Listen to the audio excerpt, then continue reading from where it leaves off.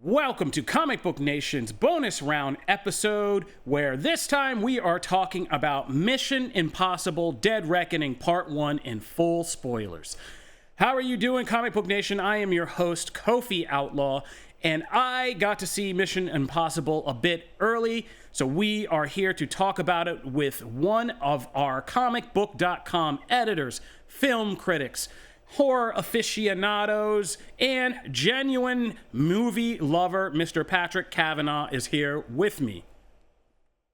What's up, everybody? I like where that went with the genuine movie lover. I was a little nervous about what sort of genuine thing I would be, but you nailed it. Oh yeah, I mean, a comic book. We could go a lot of directions with it, but today is all positive. You are, I think you are one of our biggest movie fans in general, of kind of across the board, from fine cinema to good genre fare. So Patrick is a perfect kind of person to help me break down Mission Impossible Dead Reckoning, because I feel like you'll have good kind of perspective on this film, the larger scope of the franchise, and how those two things either come together or not with this seventh Mission Impossible film. Now, obviously, like right off the bat, spoiler alert, if you're listening to this, you downloaded the Mission Impossible Dead Reckoning Part 1 or clicked on the video spoilers discussion, so we're not wasting any time. This is for our regular non-spoiler review. Please do subscribe to Comic Book Nation on your favorite podcast platforms. Subscribe to the Comic Book Nation YouTube page, where you can see our regular episode on opening day with no spoilers talking about Mission Impossible Dead Reckoning. But this one is the breakdown in full spoilers, so make sure you got the two straight. I think we labeled it all correctly, but this is your final warning. Spoiler alert. All right, so let's just start off kind of in broad strokes and kind of see how you feel. Patrick, how did you feel about Mission Impossible Dead Reckoning Part 1? I mean, it's tricky because all I knew about this really was he rides a motorcycle off of a cliff, because that is the set piece that they've been promoting. They're releasing featurettes of just about him riding a motorcycle. And it's not even like in, say like the Dubai sequence in Ghost Protocol, where it's a full sequence involving a stunt. Like, this was literally just, he's going to ride a motorcycle off of a cliff. So knowing nothing about this, I didn't really have high expectations, and I guess those low expectations were met. I'm not a huge... I've seen every single Mission Impossible in theaters. I've seen every single one multiple times, but I still have a hard time getting thrilled, getting totally pumped up for these movies. Which maybe we can dive into a bit. So I was lukewarm excitement, and my lukewarm expectations were fully met. I'm kind of the same boat. I love the Mission Impossible franchise. The first one kind of really changed me as a film fan, when you had this big blockbuster movie with Brian De Palma's mind behind it. A lot of fun things. I mean, that movie still holds up in some ways of just how weird it is, counter blockbuster it is. But I always look forward to them because I know I'll be entertained, but they're not like, I'm not chomping at the bit like, oh, this summer I got to get that Mission Impossible. I've never been that way. I was a Chris McQuarrie fan like long before this. Usual Suspects, Way of the Gun, all that kind of stuff. Even Valkyrie I even enjoy for being what it is. And so when he came together with Tom Cruise on this after Valkyrie, I was like, oh, I was pleasantly excited for that as a collaborative novelty. But yeah, I never get like so excited, and I don't really have expectations for these. I know I'm going to see stunts, I know I'm going to see action, and I leave it up to Tom Cruise to kind of take it from there and wow me. And I'm like, okay, I got in the seat, Tom, do your thing, wow me. So I was kind of in the middle with this one, and I guess that's a good place to kind of dive in. This is a Mission Impossible we're getting after so many years of waiting, right? And I feel like we've been hearing about this motorcycle stunt alone for the better part of like, what, 3-4 years now, has it been? Yeah, started filming early 2020, then took a break, then came back late 2020. And even before that, we knew that, like, we were hearing teases like, oh, this time there's going to be a stunt that Tom does that's like so nuts. He's like, you know, nearly killing people during the pandemic over this movie. So like, yeah, was it worth the wait? I don't know. I put that in the show notes, and it's like, I don't know about that. I don't know if anything has been worth the wait from what we had to do to get here, and what we had to literally live through to get here. But it wasn't any big like degrading of the product. I don't think this Mission Impossible took a step backwards in any big way. I think that, and we can get into this all, I think there was just so much going on in this plot with so many characters and motivations and all of that, whereas a lot of the previous ones are a lot more focused, right? It's like Ethan's world, Ethan's objectives, and he brings some friends along the way. Whereas this one, it felt like the scope of it and the characters kind of, and who was getting focus and spotlight and their motivations and stuff kept kind of changing. There was a lot going on in it. Yeah, and as far as whether it's worth the wait or not, I mean, it was between like Ghost Protocol to Rogue Nation was a 4-year wait, and then it was just a 3-year wait between Rogue and Fallout. So like a 3 to 5 year wait, I don't think is totally out of the norm for this franchise. And so, it really boils down to like what people want out of these movies. And I feel like the Mission Impossible franchise has had a similar trajectory to something like the Fast and the Furious movies, where you have, successful debut entry, and then the next few installments try and recreate that magic to middling success. And then with Ghost Protocol, the Dubai scenes and the opening, jailbreak scene, like it really emphasized like set pieces and just visual antics that are just as entertaining, like on mute, as they are if you're listening to the plot. Similar to Fast and Furious, Fast 5 had the Brazil vault sequence, and it was, okay, this is what this franchise is. It's these huge set pieces, huge stunts. Who cares about what the earlier stuff was? Let's really try and double down on what that is. But also, I feel like Mission Impossible still doesn't totally know what it is. Sure, it delivers some exciting action, but it is totally sacrificing like Ethan Hunt as a character. And for better or worse, it feels like each movie is almost like an episode of the TV series, where it doesn't really matter if you watched what came before it or you're just jumping in as a new viewer. You have Jeremy Renner's character shows up in Rogue Nation, comes back, shows up in Ghost Protocol, comes back for Rogue Nation, then is just written out of the show for no real reason. And so it's just like, this series feels like it doesn't really know what it wants to be or what it should be or what audiences like, other than stunts and movie stars quipping with one another. And so on that note, it totally delivers, but it feels like it's still missing the point of what it could potentially be to be just a foolproof top to bottom success. Yeah, and I feel like this one kind of weirdly both is the kind of, we're seeing the schism in this one more so than the others, where it is both just set piece stunt spectacle, but they also are trying to go back to that De Palma like deeper story about like the agents, their history, and their kind of paranoia and like their psychological state. And it is kind of a weird mix to get in this one. So let's just get into it, and let's start right from the beginning. Just like The Flash, I think this movie has one of the most kind of eyebrow-raising opening sequences, not because of its own faults, really well executed and done, but because of the unintended real-life parallels that nobody saw coming at the time of making this.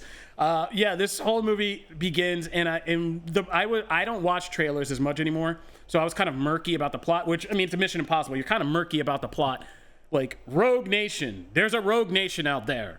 Fallout. That Rogue Nation is still mad at Tom Cruise. Like, they're pretty simplistic premises.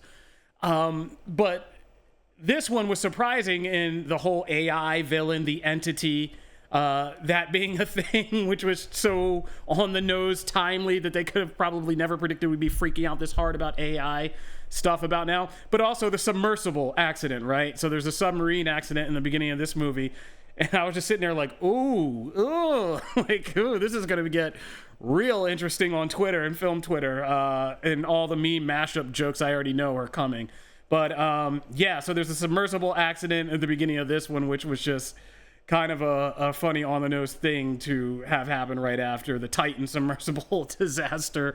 But again, they didn't know that when they were making this, and I was joking with like some people in our video team, Jill and John, when we came out. I know like Tom Cruise and Chris McQuarrie had like pillows they were probably screaming in when they were just like heard the news about that sub accident, and they were like, I can't believe this is happening. Like, but you set up these stakes, and it's kind of a weird, murky thing. The beginning in this movie is the first act is so different than a lot of them, and it's very kind of,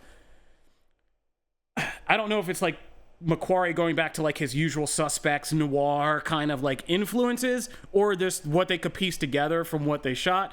But there is just like a lot of weird fade out and transitions to kind of different things in the opening act of this movie, just from the sub accident to this weird scene with Ethan and the delivery guy and the pizza, and you know, to then getting into what's happening with Ilsa, Faust, and whatchamacallit, from the first movie, Kittredge, like, and all of that. Yeah. Yeah. Well, like you mentioned, it brings back Kittredge, right? Which, you know, other than people like you and me who are totally nerds who are like, yes, Kittredge is back. He doesn't matter. Like, he was in the first movie and has completely been absent and not mentioned throughout the franchise. And so it's like, this series doesn't know, do we want to have like a chronological story that's being told, or is it just one chapter to the next? Who really cares where we're going? And I do appreciate that by bringing in Kittredge, like definitely more so than some of the previous installments, that it feels like Christopher McQuarrie was trying to at least like visually tap into Brian De Palma's style of like a lot more Dutch angles, a lot like there was a little bit more campiness to it, because especially with more recent entries, there has been a sense of humor of gadgets not totally working, you know, mask making machines breaking down or what have you. But like this one seemed to lean into that inherent absurdity and use those campy angles and that campy filmmaking style. But also the number of times this movie used the phrase "the entity," it felt like they wrote the script wanting to give the entity a cooler name that they just forgot to replace before shooting. So it almost felt like it was written by AI, in that they couldn't come up with, you know, the villain of this movie is not so much a human threat so much as it's Skynet, like in the Terminator. Yeah. There's an AI that is scraping data from everything on the planet, and it has become sentient. And what does it want to do? Nobody really knows. But the villain we're fighting is this nebulous threat of AI. And like you said, the real world parables of how the industry is just weirdly scared of AI, but nobody really knows how AI is going to like take over Hollywood or take over jobs or whatever. It's just this like looming threat of, we know AI exists, we know the entity exists, and we know that it's bad, but we don't really know what its goal is. Yeah, that is, and credit to Christopher McQuarrie for at least leaning into that and being like, in the context of the film, being like, you and everybody, it's also a weird movie where like a bunch of spies just keep looking at each other and be like, you don't know what any of this is. You don't know what this thing is for. You don't know what it unlocks, and you don't know what his motivations are. We know nothing. And it's just like, okay, we're going with that. But yeah, it's a strange thing. And it kind of works, but it kind of doesn't. Like, I was laughing because there's some of this that made me think of, I don't know if you've watched, but Class of '09 on FX. With like Kate Mara and Brian Tyree Henry and a bunch of people, and it takes place over 3 decades of these FBI recruits who graduated the class of '09.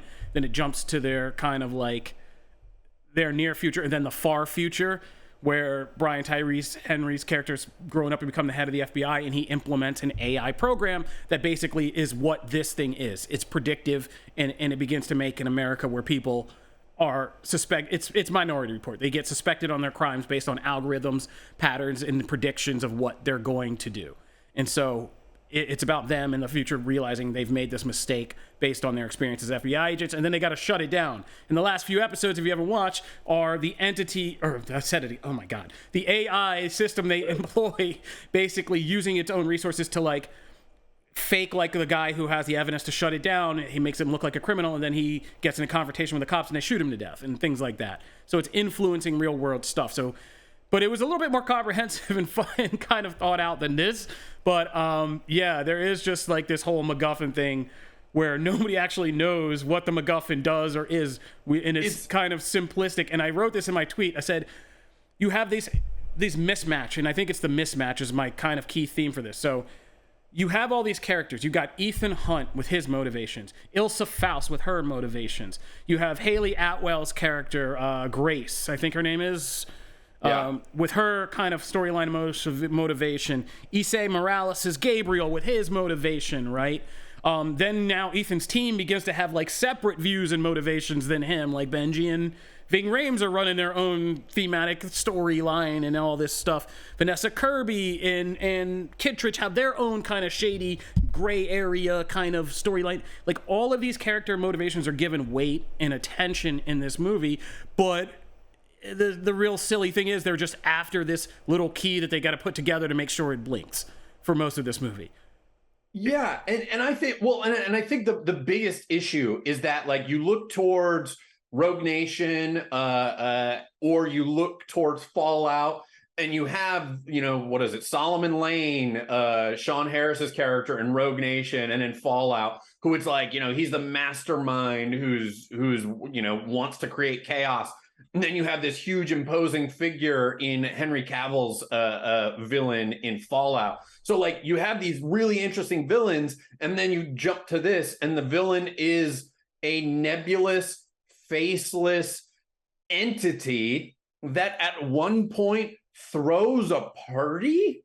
Like there's literally a scene where they say the reason we're at this party is because the entity coordinated Evites, you know, and like with this movie's penchant for like, you know, mask reveals, Gabriel acts essentially as like the surrogate for the entity. And I genuinely thought Gabriel was going to pull off a mask and be a robot, and he was just the manifestation of this entity. So by like removing any sort of human antagonist, I feel like you totally undercut the whole plot, and it just made it really difficult for audiences to invest either in what the villain was trying to do, because the villain is the entity that could literally do anything, anytime, anywhere, whether it be digitally erase security footage or replicate Benji's voice in Ethan's earpiece, or,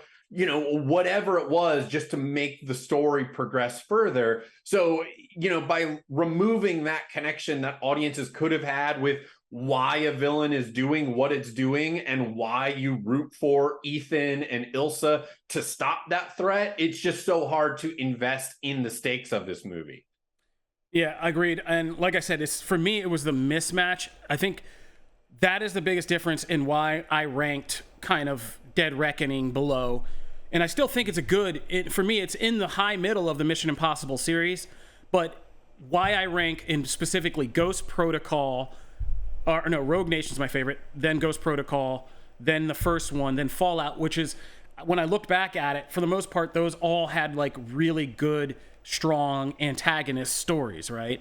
Whether it's like the whole betrayal with his surrogate father, Jim, in the first one, or, you know, the whole thing with, what's his name? I forget the Swedish actor's name who played in Girl in the Dragon Tattoo, but it was the guy, and even that guy who was barely even an active, you know, he didn't do too much interaction. It was mostly them just seeing him and being literally one step behind him constantly while trying to catch him, but still a compelling thing, like steeple to chase. He was also very master of disguise and subterfuge and all that stuff, and pulling it off. And then you get like John Locke, and like you said, and then the heights of it with Rogue Nation and Fallout, where you get Solomon Lane, who's like I wish they had kept that guy around longer, but and John Locke is as a more physical enforcer threat. Yeah, those were really good high points for the series. Whereas in this one, as you point out, I think the thing that I wanted to get into, my least favorite thing that I think drags this movie down a little more so than the others, is I can't stand, as soon as I did this, I just started shaking my head when we're trying to, and I said the kind of weirdly late personal story for Ethan Hunt, right? Like, I think Ethan's story with Michelle Monaghan and his wife, Julia, and having to let her go and her starting another life and how that comes back around in Fallout, and he ultimately, again, has to say goodbye to her and let it go, is one of the strongest character things we've done with Ethan Hunt. And, like, the vague mentions of his parents being on a farm in the first movie and all that stuff. But, like, this movie tries to do this kind of tragic backstory that we don't even get in this movie, right? Like, we never do get, like, what that story's about. Who is this? Okay, so you see Gabriel in the flashbacks killing this woman who looks like she's another agent.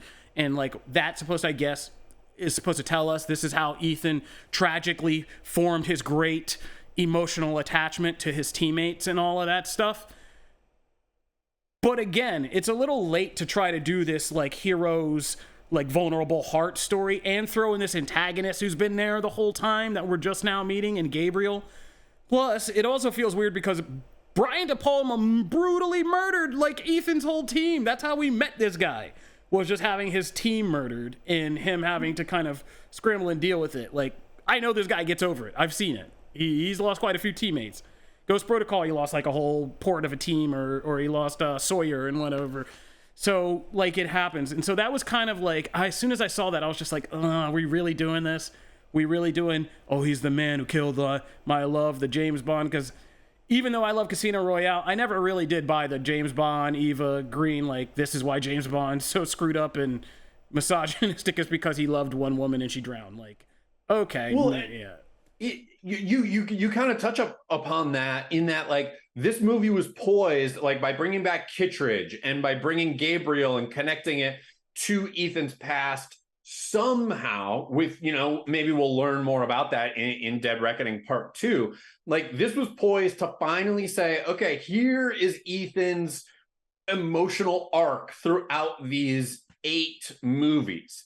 But this hasn't done that. The agent that was killed by Gabriel at some point in Ethan's past, we've never seen before. We don't know how that impacted him. We don't know if Ethan, because Ethan's wife wasn't introduced until 3, and then she appears at the end of 4, and then comes back at the end of Fallout. So even, like, his wife doesn't seem to be a big emotional motivator for anything he does. It's just all the pieces, all of the characters in all of these movies, feels like they're just the toys in a sandbox that are just being pulled out by Christopher McQuarrie whenever it suits the story. And none of them are a character where you're like, oh, that's right, he has this huge emotional connection to it, so much as, no, this is the toy that, has the rocket launcher. So that's why we're going to bring this one out. Because there are agents that,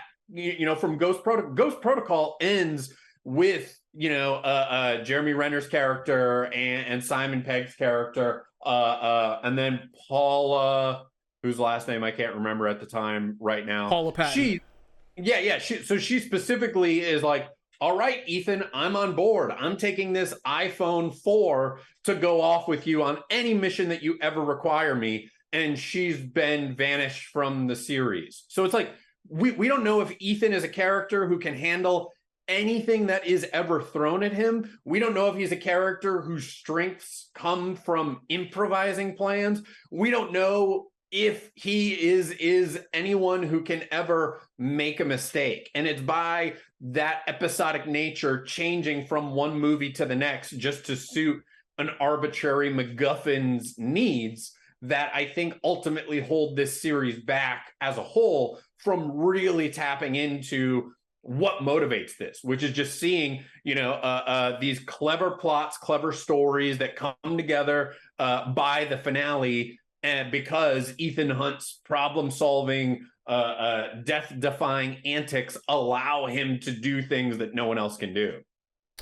Yeah, and this one is kind of, and I can't wait to see the conversation on film Twitter, because this one, I mean, this tries to build that emotional, like that kind of half-ass emotional core by basically fridging two different women. One, we don't even know her name. She just gets killed. Like, that's all it is. And then, of course, the other big topic I want to talk about is this movie takes out my other favorite thing about this franchise as of late, which was Rebecca Ferguson's Ilsa Faust. Who, of course, dies in a duel with Gabriel. And, she gets an epic death. But how did you feel about that? Because I was kind of like, I was a little bit frustrated with this movie after that. And it's been a long time since, and credit to Rebecca Ferguson, I don't know if it was just because I was also just on my Silo hype right now. But, seeing her get taken out was just... because we get this... Honestly, for me, and like I jokingly made this my review, but in the first 10 minutes, we see Rebecca Ferguson's Ilsa with a rifle and an eye patch. And then everything after that felt underwhelming because of how badass she is. And that I feel like her role in all of these movies ties back to nobody having any sort of grand plan. And it was, she shows up in Rogue Nation. Everybody loved her, so it was, well, let's bring her back for Fallout. And nobody knows how best to utilize her. And I fully agree that, like, she is my favorite part of these movies. I feel like Ethan Hunt and Tom Cruise is my least favorite part of these movies. I like Simon Pegg. I like Ving Rhames. But she was a big draw for me. And I did enjoy, making her a more prominent character. I like having her clearly have an emotional connection with Ethan Hunt that is sort of romantic, but definitely more platonic. Like, I know Rebecca Ferguson and I think Christopher McQuarrie have kind of said, like, they toyed with making her a romantic interest, but it just never felt earned. So just by making her this like emotional interest that Tom Cruise's Ethan Hunt is invested in, that was nice to not make every character a romantic interest. So even killing her off felt unearned because they're sort of poising Haley Atwell's Grace to be the new, female protagonist in this series. It's like, well, why not have there be both? Yeah. Like, why not, say, well, Ilsa, you're going to exit these movies because you just have to pretend to be dead, instead of literally killing her just to elevate Gabriel as a threat in these movies, as opposed to doing other things to allowing to make him the threat or a villain that is worthy of being Ethan Hunt's adversary. And Haley Atwell, I think, did a fine job. I thought Pom Klementieff's Paris assassin, I thought she was pretty badass. Especially she's great. Yeah, especially juxtaposed to the like goofy, aloof Mantis in Guardians earlier this year, by making her this like lunatic that is barely has a handful of lines in this movie. So I liked bringing her in. But yeah, I definitely think without Rebecca Ferguson's Ilsa in this upcoming Dead Reckoning Part 2, that automatically kills whatever sort of interest I had. Has definitely lowered it even further. Yeah, there is a strange thing about women in this movie. Like, it's like, I forget which other character I was talking about, but it was just like, we were watching some other franchise, and I was like, at this point, I'm beginning to lose track of, it was Fast X. And it's like, how many women are thirsting for Dominic Toretto? Because it's now getting weird. Like, now it's his dead baby mom's sister who was like thirsting for him, and we're having these scenes, and I'm like, that's uncomfortable. But yeah, in this movie, it's like Ethan is like, it's implied he has either quasi-romantic or flirty or something kind of connections with at least 3 women, right? Vanessa Kirby, Haley Atwell, and Rebecca Ferguson, plus the woman who's haunting him because she got killed by Gabriel. There's a lot of this, and again, I was just like, well, who am I supposed to be like really rooting for? Like, which one am I supposed to connect to? Am I supposed to be kind of like connected with Vanessa Kirby's character, but knowing she could be a femme fatale? Am I supposed to be rooting? And then the movie kind of like almost grossly like makes you be like, one of these girls is gonna die. Who's it gonna be? And you're like, let's take our bets, folks. And I was like, couldn't they just both team up and kick his ass? Like, what is happening here? But yeah, that whole sequence with Elsa's death and like the running and Tom Cruise trying to get there in time, I was like, oh, this just seems like so outdated and kind of like a weird sequence. And yeah, I didn't really appreciate it. And I know it looked like a grand death for Ilsa, and I was just like, I don't know. But like you said, I mean, I wouldn't be surprised if Rebecca Ferguson herself was kind of just like, can you guys get me out of these movies? Like, no, I think that's what it was. I mean, I've got Silo, I've got Dune coming up. Like, I've got other things going on. I don't really need these movies so much as these movies need me. So, I don't know, just make the new bad guy kill me, I guess. And then I can go off and do things that are actually more fulfilling to me. Well, and I get it for her because, like, again, these are movies, like we're saying, like the character arcs for this multi-franchise, this multi-film franchise, already actors don't like to necessarily revisit the same role. And like you said, it was about clear, and I saw this really clearly in yesterday, because I watched, like I said, Rogue Nation, Fallout, and then this back to back to back, like within a span of hours. Her debut in Rogue Nation is one of the best female character debuts in a late running franchise I've ever seen. Like, she's so badass in that movie, smart, so, sexy. There's the whole thing with the dress and the flute at the opera. She's able to kind of hang with Tom Cruise's Ethan Hunt in a way that's not swooning romantic, but she's every bit as able a spy as he is. And they even do scenes like when Solomon Lane's like trying to kill her and she kills like one of his henchmen first and gives him back the gun. And, she was so confident and cool as a character. But then you get to Fallout and already you saw the cracks because her character literally floats in and out, and at least Mission Impossible can wink at itself. I hope they're doing this on purpose, but she kind of floats in and out in Fallout, and they're like, nobody really knows what Ilsa's role in all this is. They literally say that in the movie. They're like trying to review, I think it's Alec Baldwin and them and Jeremy Renner, and they're like, maybe she's a good guy, and they're like, nobody knows what she is like in this, and that's literally what it is. It's like, oh, there's Ilsa. Oh, then she disappears. Oh, who was out on the motorcycle shooting at us? Oh, that was Ilsa again. And then she just kind of like shows up, I think at some point in the third act and joins them like fully, right? And she just kind of like comes in and is like, yeah, I'm just trying to get myself something. I'm stuck in the middle here. I don't know. And so she didn't really have a whole role. And then there's like the weird thing with her and his wife, and then like that whole 9 yards comparing the two of them, which was fun. And you think like, yeah, that'll be the key to like maybe them moving forward, because this is what he needed, a woman who could also handle both sides of his life, right? Like, is not in danger and he doesn't have to worry about, which I thought they were going to do, which would have been an awesome kind of storyline. And then in this one, you get again an even weirder kind of patchwork of Ilsa scenes. Like that thing in the desert is such a disjointed kind of sequence where he goes and they fight in the desert, not quite together, but like kind of together. And then he finds her in this, the whole fake out, is she dead then? Which is such a weird fake out when you're going to kill her again later in the movie anyway. But, weird stuff. Yeah. And then like, yeah, and then it's like, oh, this is the footage we shot. We just had to piece together from this desert sequence because it looked dope and we had to do something with it. Yeah, well, and it's also very strange because like you look back at like the first two movies, and I feel like Ethan Hunt, the female characters, there's like, sexual chemistry or romantic tension between him and the female characters. Then by the time you get to 3, it's like, okay, he has a wife, he's gotten married.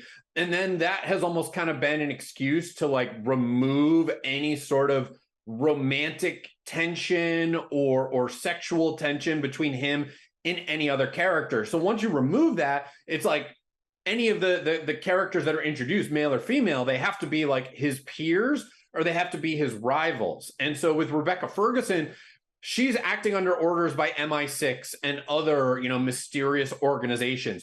She is like coming in and kind of kicking his ass at various opportunities. Like in Fallout, she's able to like one up Ethan Hunt's character. So it's almost like the franchise is seeing Rebecca Ferguson has more charm and chemistry than Tom Cruise's Ethan Hunt in these movies. She has a more mysterious backstory. She has a more interesting emotional arc. She is starting to best him. So it's like, well, since people seem more interested in her, like, let's kill her off and use that only to fuel Tom Cruise's trajectory in these movies.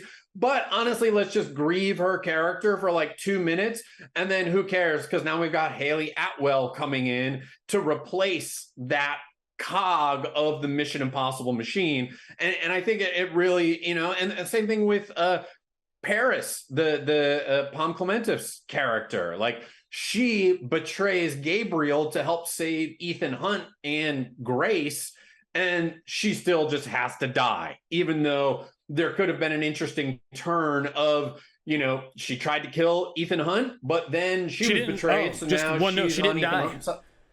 She didn't die. What was that?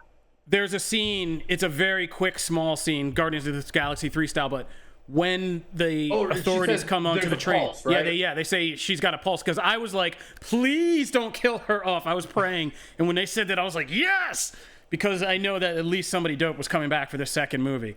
Right, I forgot about that. So that there is the potential hope of like someone who has switched sides now being on Ethan Hunt's side to go against Gabriel and the entity in part 2. So yeah, I'm right there with you that like I understand that the reason they killed Ilsa just seems to have fueled the main character's journey as opposed to authentically earning it. And now that the most interesting character in these movies is definitively gone, it's not like Jeremy Renner's Brant, where it's like, well, he's not in this because he had to make a Marvel movie, so we'll just never address him for the foreseeable future. And yeah, we'll just bring him back if he has the availability in the future.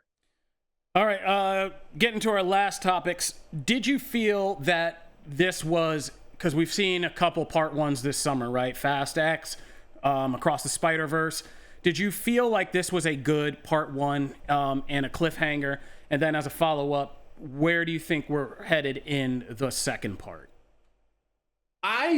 Because this movie is entirely just about a MacGuffin. It's just entirely the key. There's counterfeit keys, and we got to authenticate the real key with the real key and the key and the key. Like, there's just so much emphasis on this key, and the movie ends with them assuredly having both halves of the key, and neither the audience nor the characters in the movie seem to know what this key does.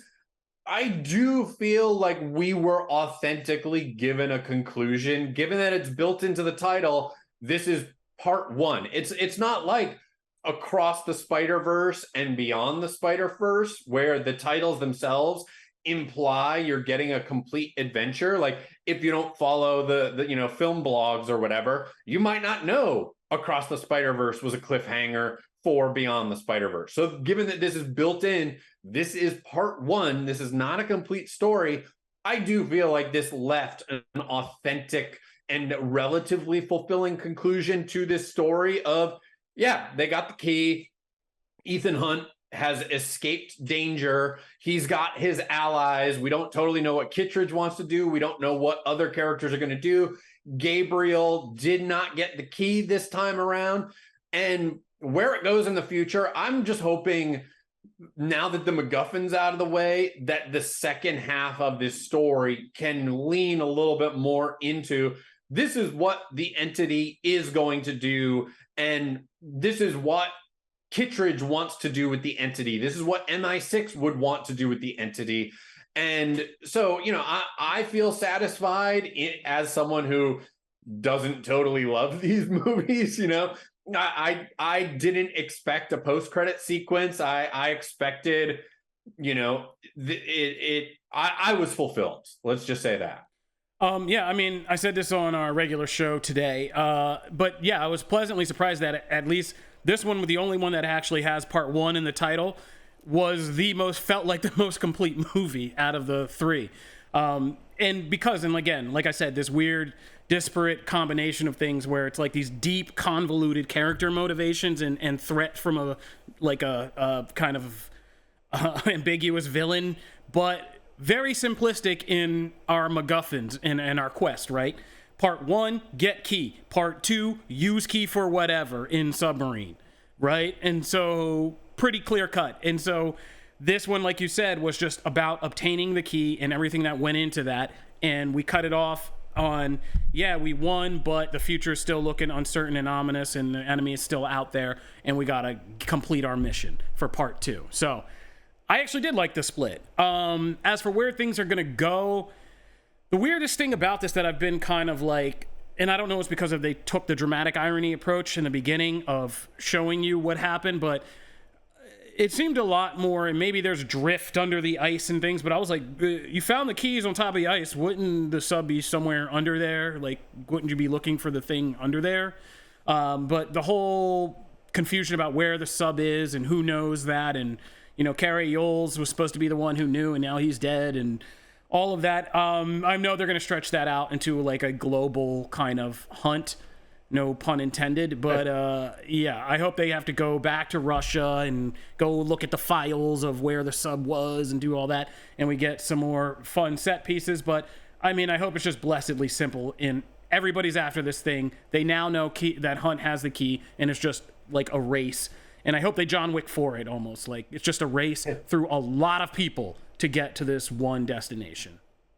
Yeah, and like even you mentioned racing through. It's like the stakes of this. Like even if you come into these movies thinking all I want is huge action set pieces, and the car chase featuring Grace and Tom and Ethan handcuffed together in like a little Fiat, like that was fun and that was entertaining. But also there was a much better car chase in Rogue Nation through Morocco. So it's like, oh yeah, the bikes. Yeah. Right. Like, and yeah. And in Fallout, the motorcycle chases, like this movie didn't do anything, I feel, to push this franchise forward in any way other than by killing Ilsa. You at least now, it feels like there are long-term stakes. Like there are actual ramifications of what will happen in these movies that will impact what happens in the future. And the fact that it's taken 7 movies and 3 decades to get to a point where anything matters,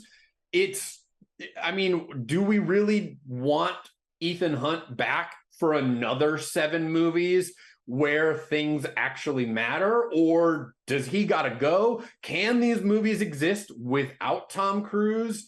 You know, I don't know what the future holds. I don't know how many more movies we can take. Well, Patrick, we say that, but Expendables is coming out soon, and now Megan Fox and 50 Cent and Tony Jaa and Yuko Iwis and, you know, all these other people are stepping up. So I guess you can just form another Impossible Mission Force full of pretty faces willing to jump off stuff and keep it going. But yeah, it's I'm really curious. The whole Ethan Hunt, does Ethan Hunt have to die? I kind of think so. I mean, he's got to sacrifice himself and save the rest of his team. Seems like a very Ethan thing to do. And it also sets up people like Haley Atwell, Palm, other people like to take over this series. And I think you can. I mean, the beginning of Ghost Protocol was one of my most exciting. I love that still, where you saw this other team of IMF people operating. And that was one thing that always hooked me. I was like, I kind of wish we could, even if they had done like a TV spinoff of these, like I would love to see more IMF squads doing stuff like in these films. And it doesn't need to be centralized over one person, but that's a whole separate other conversation there. I feel like I had something. The car chase, I did like the car chase, mostly just because of the novelty of the humor with the handcuffs. And Haley Atwell does a good job in this movie. And one of the differences is being this person who's not at all with Ethan Hunt's plan at all, like pretty much every step of this.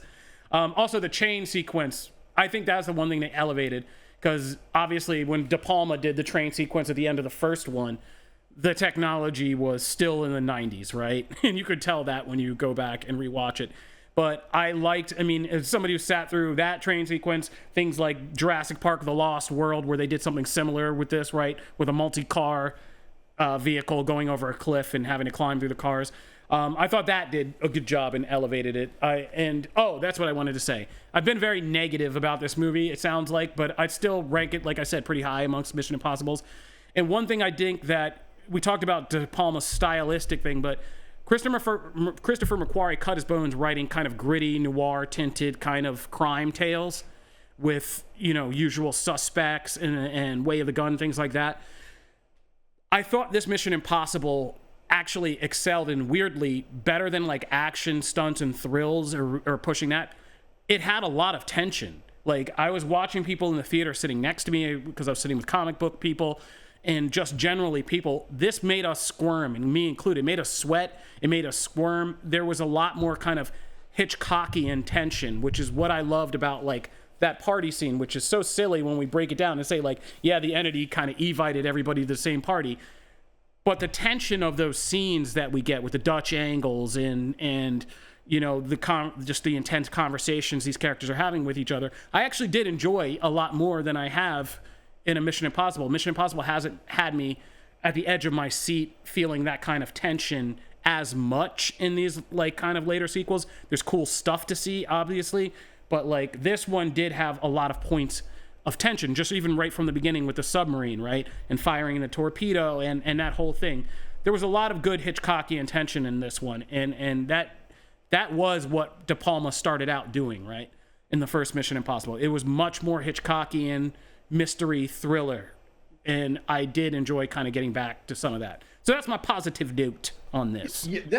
That train sequence definitely was the most exciting element for me. And it does also serve as a reminder of like thinking back.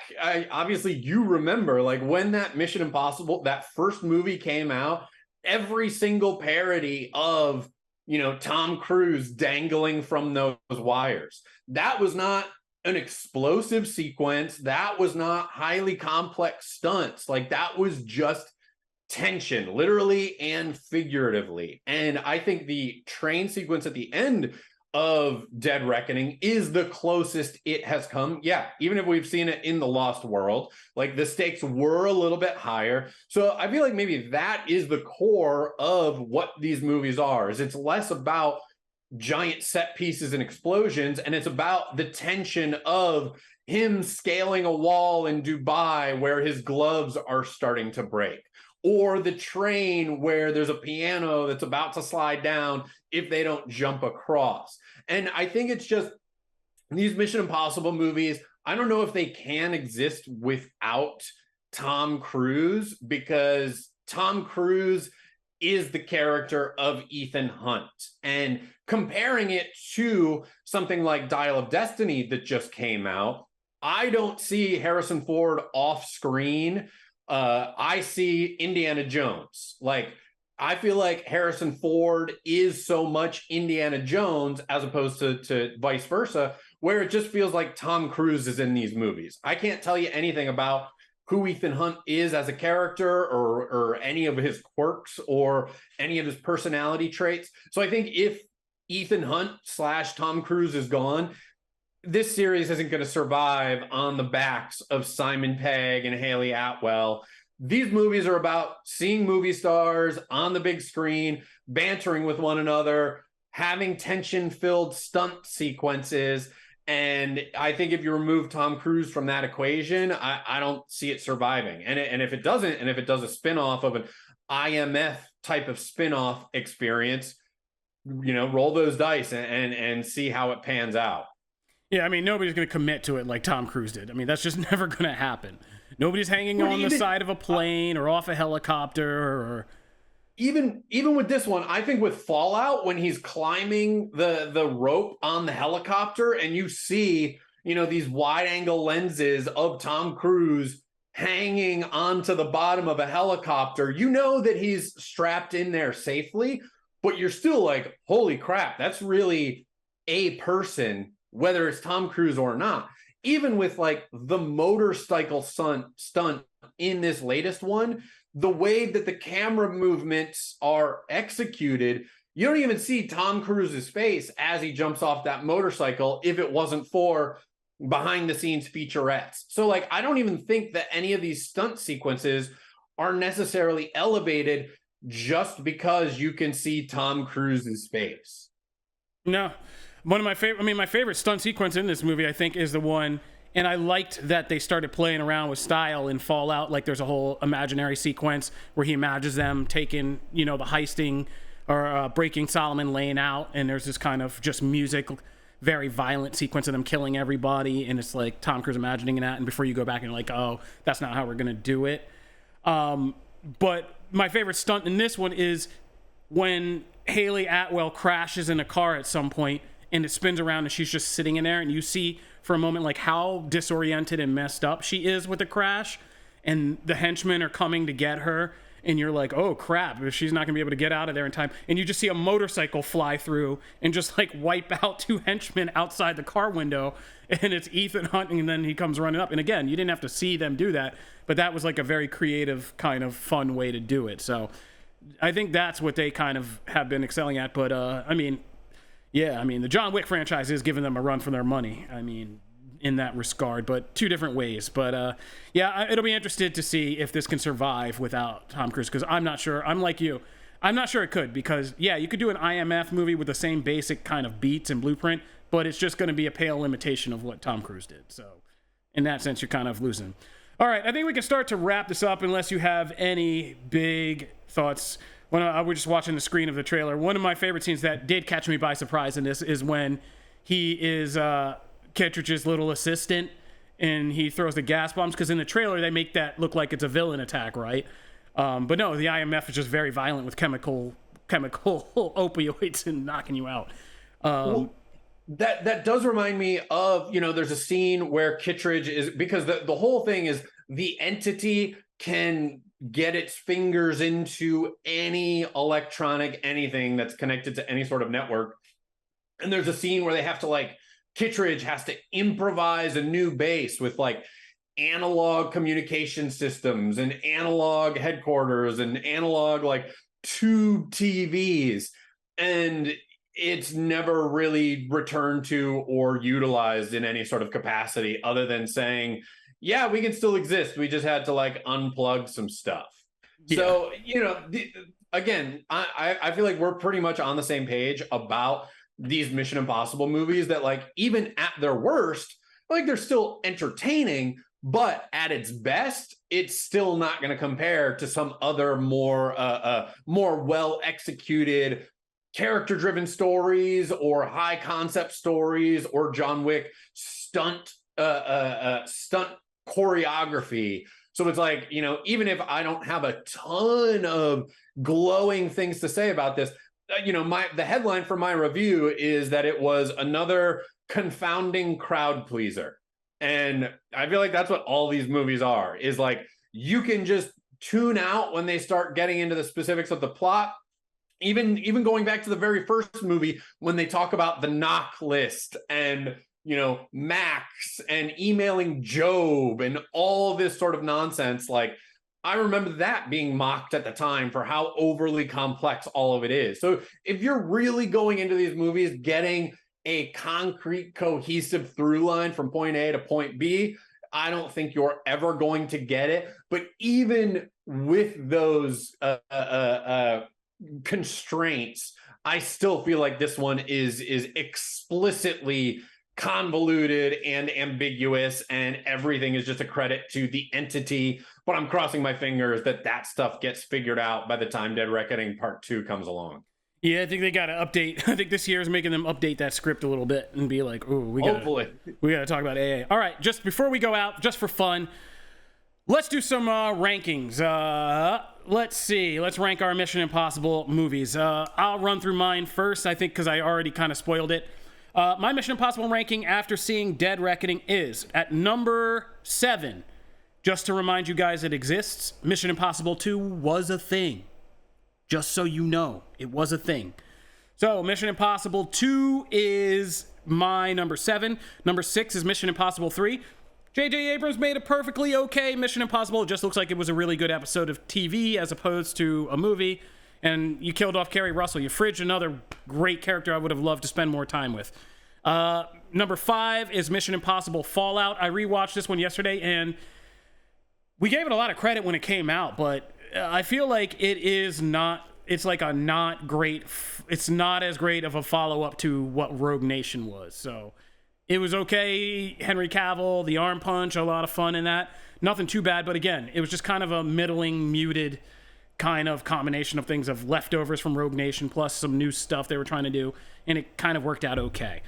And it also was kind of more obvious. Like, I was like, as soon as I saw Henry Cavill, I was like, okay, that guy's the bad guy, and that was like the twist, so whatever. Number 4 is Dead Reckoning Part 1. Like I said, again, kind of middling for kind of a different combinations of good and bad reasons, but I feel like it's a little bit better than Fallout in terms of the tension, the kind of sequences that we get in it. That train sequences really redeems it. The cliff sequence is a milestone and awesome, but like the train sequence at the end and the airport sequence, which was one of my more kind of favorite Mission Impossible. We didn't talk about it, but them just trying to get through the airport in the beginning of either the end of the first act or beginning of the second act was another fun sequence in classic ways, playing with like facial recognition and then kind of getting more complicated with this bomb and the fake out and all that. So there were some great sequences in here that I enjoyed. Number 3 is Mission Impossible 1, the classic, like I said, not what we expected when we got a Brian De Palma blockbuster kind of action mystery film, and the unique things he did still hold up to this day. That opening sequence of the party where the team gets taken out, still great.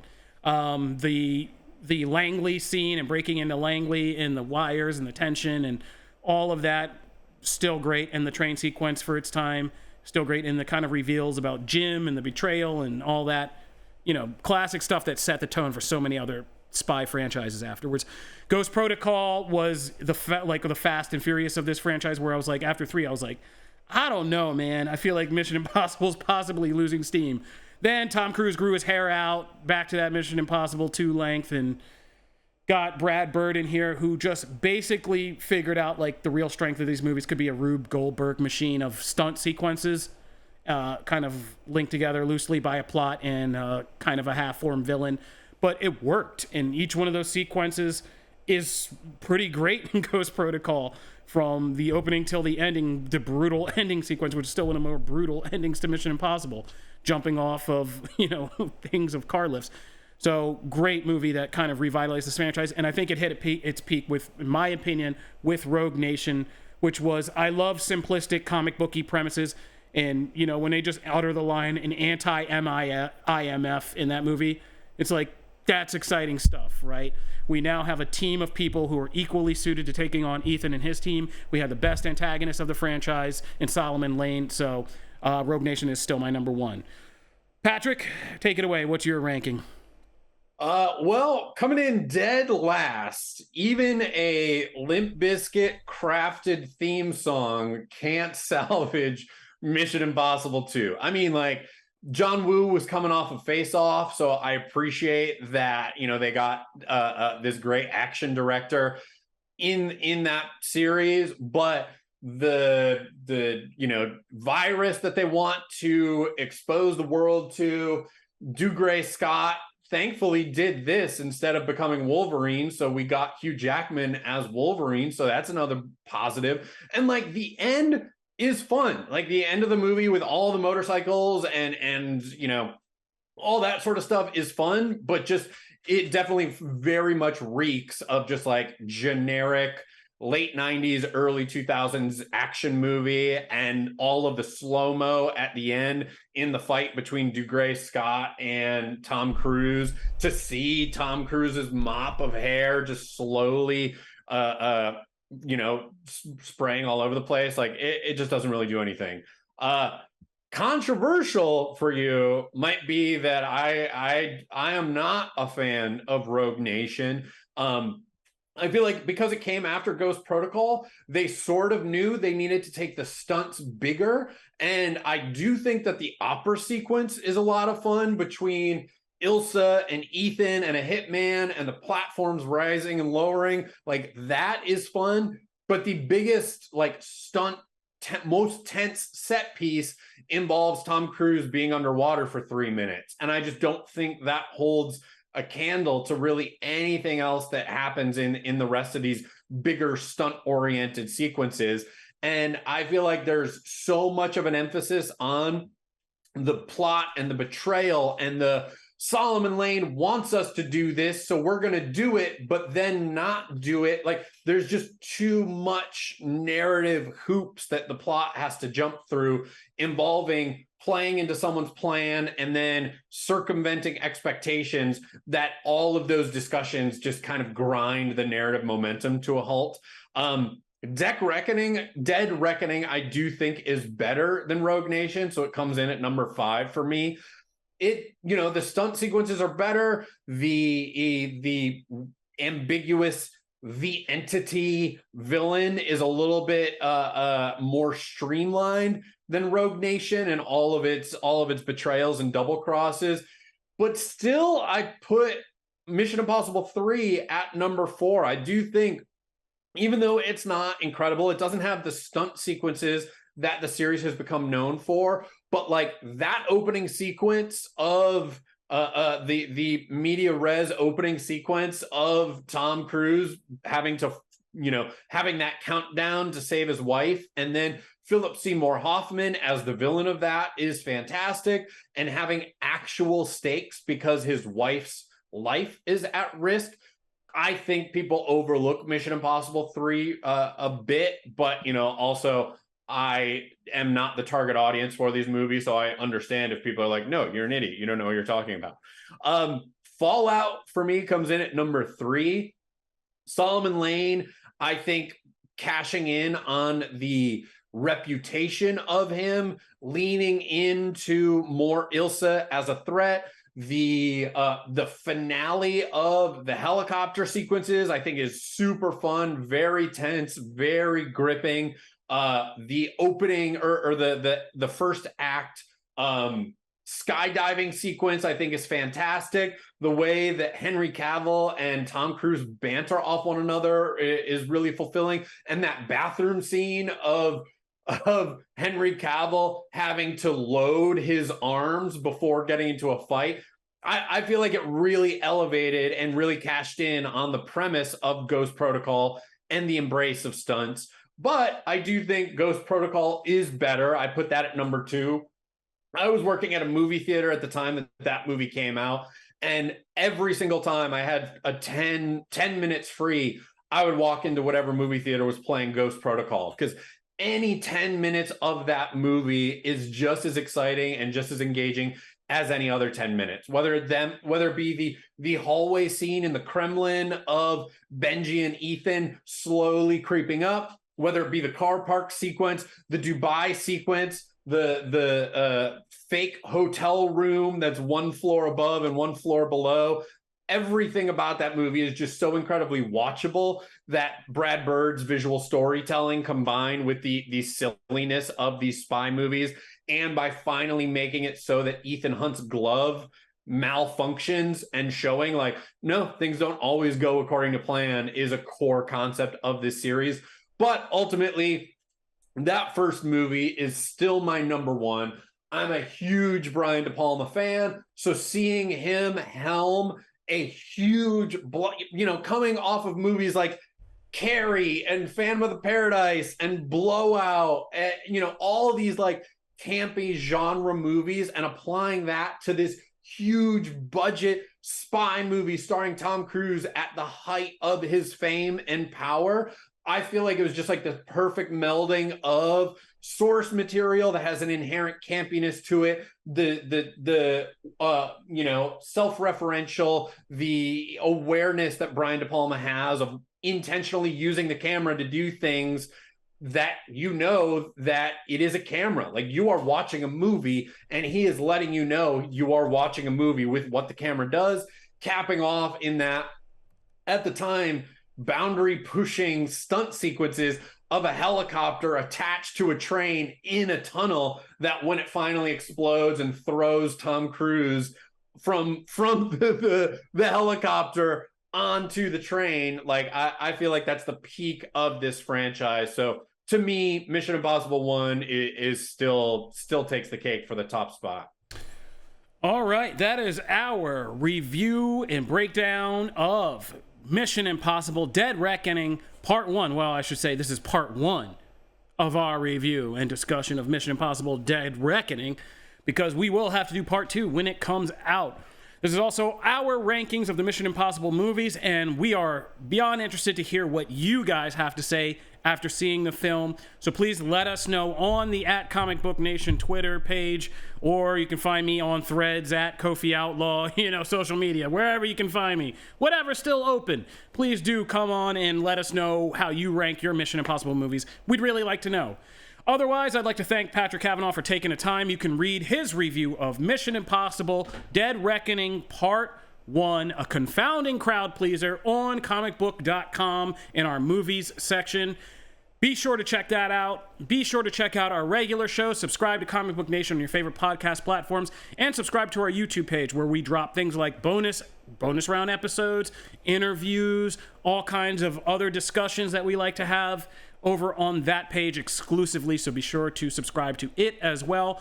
Otherwise, I'm Kofi Outlaw, and I'll see you out there. Patrick, you want to say goodbye to everybody? Thanks, everybody, for listening. So long as the entity hasn't shut us down on Threads, Blue Sky, Mastodon, Hive, every single social media platform out there. But you can always hit me up @the Wolfman on Twitter to let me know how wrong I am about Mission Impossible. I'm pretty sure the entity is a Comic Book Nation fan. We're the only show doing it all for geek culture. It's learning from us exponentially. So we'll see you guys next time. Take it easy. This is Comic Book Nation. Peace.